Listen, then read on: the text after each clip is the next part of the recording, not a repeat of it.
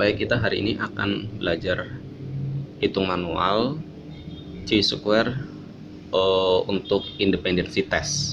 Selamat menyaksikan, terima kasih.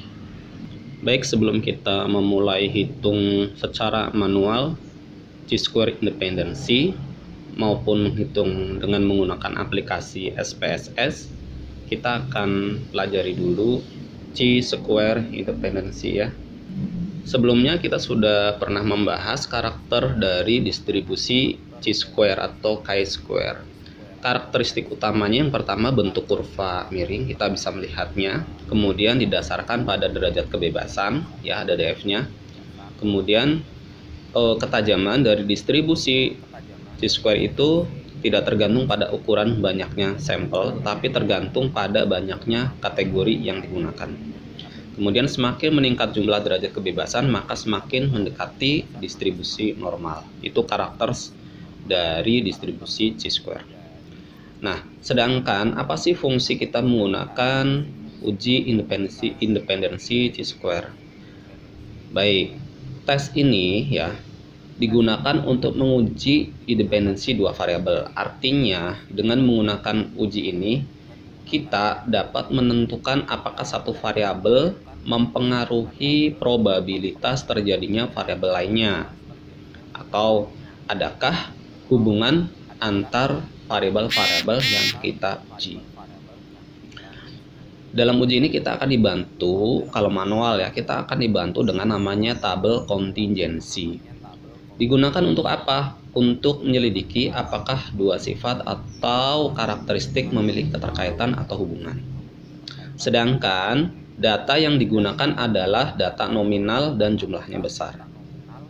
Untuk DF, kita merumuskan adalah DF sama dengan jumlah baris dikurangi 1 dikalikan dengan jumlah kolom dikurangi 1. Frekuensi yang diharapkan dihitung dengan expected frekuensi ya. FE sama dengan raw total dikali kolom total dibagi grand total. Ini adalah contoh dari tabel kontingensi. Jadi ini kita akan membuatnya ya secara manual ya, dimana sampel itu di sini dia sampelnya berarti sampel kategori ya, kategori 1 sampel 1, kategori 2 sampel 2. Kemudian ada variabelnya ya. Nah, jadi kita akan menghubungkan antara sampel ya, di sampel di kategori dengan variabel di variabel 1 maupun variabel 2. Jadi kita akan menghubungkan dengan mengisi data-data. Pada SPSS ini akan langsung muncul. Oke, kita akan membahas tentang contoh kasus. Contoh di sini adalah sebuah lembaga konsultan marketing melakukan penelitian yang bertujuan untuk mengetahui apakah ada hubungan antara tingkat pendidikan masyarakat dengan jenis bank yang dipilih untuk transaksi keuangannya. Pendidikan dikelompokkan menjadi dua, yaitu SLTA dan PT. Sedangkan jenis bank terdiri dari BUMN dan swasta. Pertanyaan dari penelitian ini adalah, adakah hubungan antara tingkat pendidikan masyarakat dengan jenis bank yang dipilih untuk transaksi keuangannya? Nah, hasil respondennya ditunjukkan sebagai berikut. Ya, lihat tabel hasil responden. Nah, kemudian ini tabel kontingensi dari hasil responden itu adalah sebagai berikut ya. Dimana kita bisa mengklasifikasikan untuk jumlah sampel kategori PT itu jumlahnya ada 80, kemudian kategori SMA jumlahnya ada 70 responden. Sedangkan untuk pilihan bank ya, BUMN itu jumlahnya ada 90 yang memilih BUMN dari kedua kategori. Kemudian ada 60 yang memilih bank swasta dari kedua kategori ya. Nah, distribusi sampelnya untuk tingkat pendidikan PT dan SMA terhadap pilihan bank BUMN dan swastanya itu ada 60, 30 untuk bank BUMN dan swasta, 20 dan 40 untuk bank swastanya. Total dari jumlah sampel adalah 150. Yang pertama, langkah untuk uji hipotesis chi-square ini adalah kita masih memiliki 5 tahapan dan 5 tahapan ini harus kalian pegang ya. Artinya kalian harus pahami betul langkah 1 itu apa dan sampai langkah 5. Baik, pertama adalah kita nyatakan hipotesis 0 dan hipotesis alternatif. Hipotesis 0, di sini kita menentukan tidak ada hubungan antara tingkat pendidikan dalam memilih jenis bank. Sedangkan hipotesis alternatif, ada hubungan antara tingkat pendidikan dalam memilih jenis bank. Langkah yang kedua, kita pilih tingkat signifikansi. Nah, di sini alfanya saya pilih 0,05. Kemudian langkah yang ketiga, kita pilih statistik uji. Nah, statistik ujinya adalah chi-square ya. Ini rumusnya. Kemudian kita akan merumuskan aturan keputusan sebagai langkah yang keempat. Tolak H0 jika chi-square itu lebih besar dari data tabel chi-square pada tingkat alfa tertentu pada tingkat df tertentu. df-nya dirumuskan, B itu adalah dan kolom ya. B itu raw min 1, K itu kolom min 1, ini dikalikan.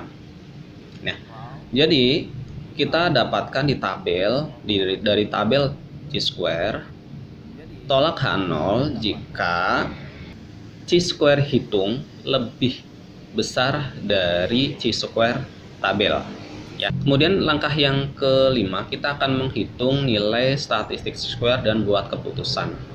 Hasil dari menghitung chi-square itu adalah sebagai berikut. Jadi didapat chi-square-nya itu chi-square hitung 16,0714, sedangkan tabelnya adalah 6,635. Berarti berada di wilayah penolakan ya. Artinya kesimpulannya adalah kita tolak H0. Kita dapat menyimpulkan bahwa ada hubungan antara tingkat pendidikan dalam memilih jenis bank. Selanjutnya kita akan menghitung secara manual chi-square.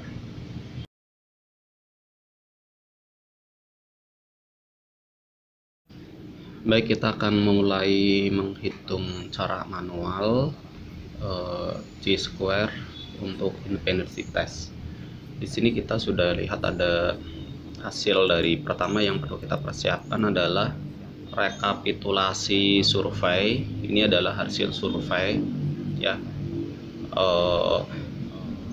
Survei ini pertanyaannya adalah pertama, apa tingkat pendidikan responden. Kemudian pertanyaan yang kedua adalah jenis bank apa yang digunakan oleh responden dalam bertransaksi ya. Nah, kalau kita lihat ini jumlah responden kita itu sampai 150 ya. Kemudian di data pendidikan ini ada dua jenis yang tadi kita sebutkan, yaitu perguruan tinggi dengan SMA atau SLTA. Nah, dari rekapitulasi survei ini ya, ini contohnya responden nomor 1, dia menjawab tingkat pendidikannya adalah perguruan tinggi, kemudian bank yang dia pilih adalah BUMN, seterusnya begitu ya. Kemudian di sini responden nomor 81, tingkat pendidikannya adalah SMA ya, ini kan SMA ya, SMA. Kemudian yang dipilih adalah bank BUMN dan seterusnya sampai selesai. Jadi dari 150 responden kita isi semua ya, dari hasil responden tersebut ya, siapa dari tingkat pendidikan apa sampai kemudian juga memilih jenis banknya. Setelah data dari hasil survei telah kita buat rekapnya, kita buat tabel kontingensi. Nah, tabel kontingensi ini dari rekapitulasi ini kita hitung yang berapa yang tingkat pendidikan dan dia adalah memilih bank. Maka akan kita dapatkan di sini 60 ya. Kemudian berapa yang tingkat pendidikannya perguruan tinggi tapi memilih bank swasta. Di sini ada 20. Totalnya untuk perguruan tinggi sampelnya adalah 80 orang. Ya, 80 responden. Kemudian yang SMA sama ya. Dari hasil rekapitulasi survei ini yang SMA, dari tingkat pendidikan SMA berapa yang memilih bank BUMN? Di sini terdapat 30. Kemudian berapa yang memilih bank swasta? Maka terdapat 40. Nah, dari sini jumlah dari sampel untuk tingkat pendidikan SMA ada 70. Jumlah semuanya, jumlah sampel 150. Dengan terdistribusi ya, total sampel untuk yang menggunakan bank BUMN ada 90. Kemudian total sampel yang menggunakan bank jenis swasta ada 60. Ya. Dari tabel kontingensi ini tadi pada PPT sudah saya jelaskan ya, ini tabel kontingensi berasal dari sini ya, berasal dari sini. Nah, kemudian kita akan membuat tabel lagi untuk menghitung expected frekuensi. Nah, ini yang akan kita hitung ya, ini yang akan kita hitung. Di sini tingkat pendidikan SPT, SMA, kemudian pilihan bank ada BUMN, di mana bank BUMN dan bank swasta ya. Kemudian di sel-selnya itu ada ya, di kolom-kolomnya itu dibutuhkan ada FO. FO itu adalah frekuensi observasi ya, observasi hasil dari penelitian. Ini data dapat dari mana? FO itu bisa data dari yang utama, yang hasil dari observasi ya, ini sama ya, ini sama. Kemudian ada FE, ini yang akan kita hitung, ini sesuai dengan rumusnya. Ini adalah rumus FE-nya ya nih. Nah, ini expected frekuensi rumusnya ini. Demikian juga dengan yang bank swasta. Nah, kemudian ini adalah hitungan total. Total dapat dari mana datanya? Sama, dapat dari sini. Swasta juga yang di bank swasta, FO bank swasta juga dari sini. Oke. Nah, kita akan menghitung di sini. Jadi FE itu adalah sesuai dengan rumusnya. Ini 80 dikali 90 ya. Kemudian dibagi grand totalnya adalah 150. Nah, ini semuanya akan kita isi semuanya ya, seperti ini. Demikian juga yang SMA ya, adalah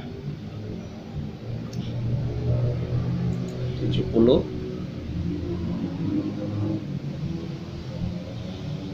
dikali kolom totalnya itu adalah ini, kemudian dibagi dengan grand totalnya 150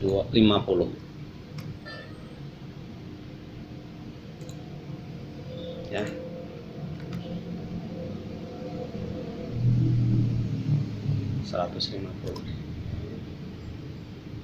Nah, ini semuanya akan kita hitung seperti itu ini, sehingga nanti kita akan menghasilkan semua tabel ini terisi.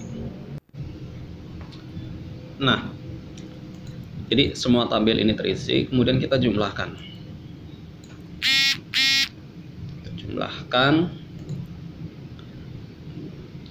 Hasilnya adalah 90. Jadi antara jumlah FO dengan jumlah FE di sini tuh harus sama. Selanjutnya kita akan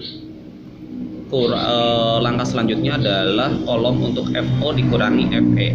FO adalah ini dan FE adalah ini ya.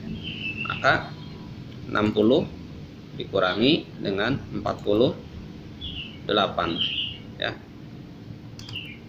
Ini hasilnya.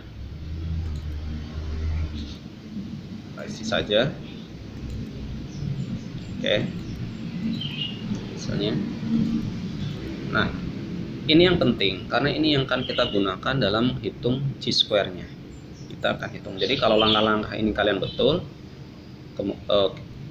saya yakin bahwa menghitung chi-square-nya akan menghasilkan nilai yang tepat.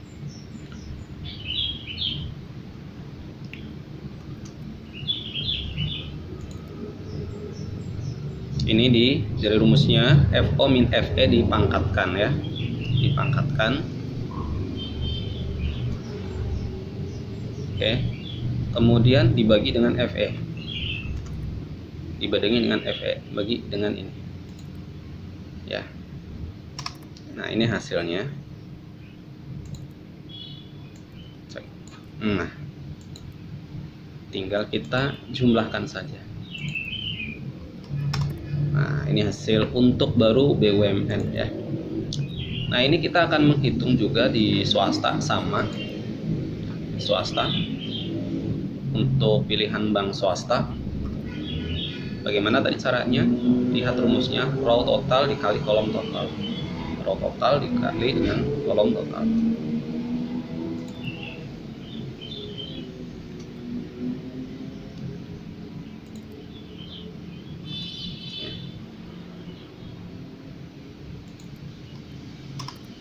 Yang kedua juga sama,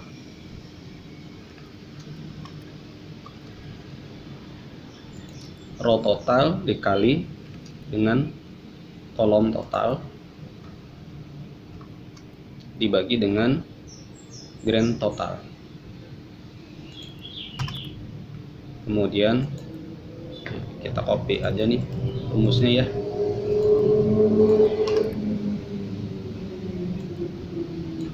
Maaf, ini juga hasilnya harusnya sama ya.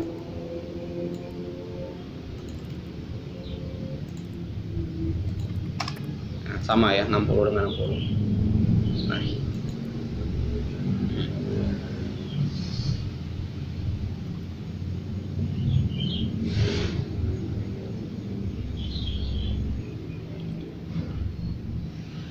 kita lihat rumus di sini sama.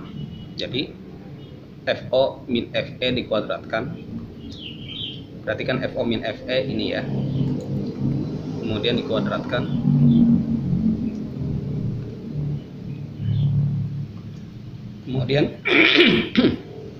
Kemudian dibagi dengan FE, ini FE-nya ya. Sedangkan yang kedua sama, FO min FE dikuadratkan, sama ya. Ini hasilnya dikuadratkan, hasilnya 12 dikuadratkan, kemudian dibagi dengan FE. FE-nya ini. Oke. Ini harusnya dijumlahkan. Baik. Nah, FE ini adalah hasil dari FE yang ada di sini sebenarnya. Kalau kita mau ikut fisisme ini untuk membantu saja, tapi nggak apa-apa. Yang penting jumlahnya harus sama. Ya. Dengan yang di bank BUMN dengan yang di kolom bank swasta kita jumlahkan. Ya. Jadi hasilnya harusnya sama. Baik, hasilnya adalah sama ya, sama 150. Itu kontrol. Sehingga ini langsung nih. Ini kan menghitung chi-square langsung dapat hasilnya. Tadi kalian perhatikan tidak, ini adalah ini ngeling ya, ini ngeling kemana? Ini ngeling dari ke sini langsung. Kemudian ini juga ya, ini ngeling dari sini. Ya, ini adalah jumlah. Ini nilainya, nilai ini sama dengan nilai ini. Ya, ini juga ngeling kemana? Maaf, ini ngeling yang ini. Kemudian ini aja ngeling yang ini. Yang ini ngeling, ini adalah jumlah semua. sehingga totalnya adalah chi square ininya. Ini kan rumusnya. Ini rumusnya ini. Menghitung chi square statistik, ini rumusnya. Rumusnya itu berasal dari sini. Ini adalah bagian dari rumus ini. Ya. Didapat chi square-nya itu adalah 16,07142,857. Ini adalah hasil chi square hitungnya. Nah, kita akan membandingkan dengan tabelnya.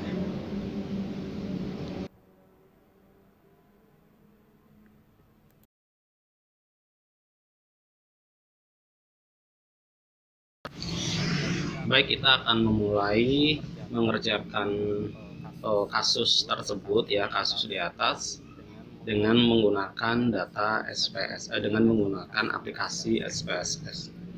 Nah, langkah pertama adalah kita mendefinisikan variabel. Nah, di sini variabelnya kan kita punya variabel tingkat pendidikan ya. Jadi tingkat pendidikan TP.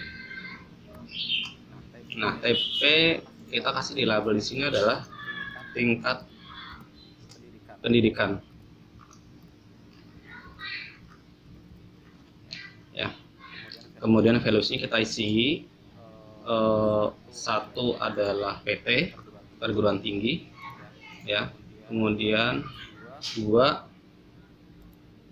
adalah SLTA.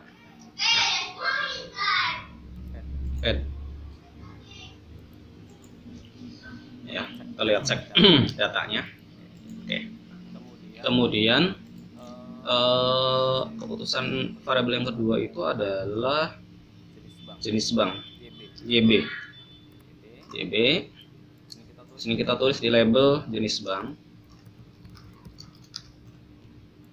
Kemudian values-nya itu adalah 1 bank BUMN, 2 bank swasta.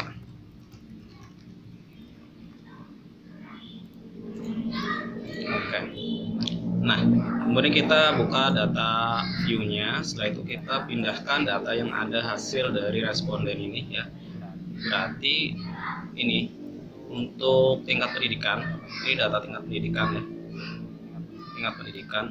Oke, saya kasih warna dulu. Ini data tingkat pendidikan, kita copy. Tingkat pendidikan kita copy. Oke, harus ada 150. Baik, kemudian kita yang JB ya, JB itu jenis bank. Kita copy jenis bank. Ini adalah hasil dari responden yang sudah kita buat, yang tadi kita sebutkan datanya. Kita copy, kita pindahkan ke JB. Nah, setelah itu kita analyze ya. Langkah selanjutnya kita mulai akan menyelesaikan data-data ini dengan penyelesaian SPSS, analyze, kemudian deskriptif statistik. Nah, biasanya kita istilah ini juga disebut dengan cross tab ya. Jadi kita pilih cross tab. Nah, cross tab ini ada row, kemudian ada kolom ya. Oke, kemudian statistik, Anda pilih di sini chi square, continue ya. Chi square sudah. Setelah sebuah sudah, yang lain tidak perlu dikerjakan, kita tinggal oke. Baik, ini hasilnya ya. Di sini ada cache processing, kita datakan 150 ya. Ada 150. Kemudian ini, nah ini yang kita disebut adalah tabel contingency-nya ya. Ini sama yang kita buat dengan cara manual ya. Totalnya sudah 150. Sedangkan ini adalah tes chi square-nya. Kita di sini menghasilkan 16,71. Ini juga sama dengan hasil dari perhitungan secara manual ya. Baik, itu yang bisa saya sampaikan. Semoga bermanfaat ya bagi yang peduli dengan channel saya, tolong subscribe. Terima kasih. Wassalamualaikum warahmatullahi wabarakatuh.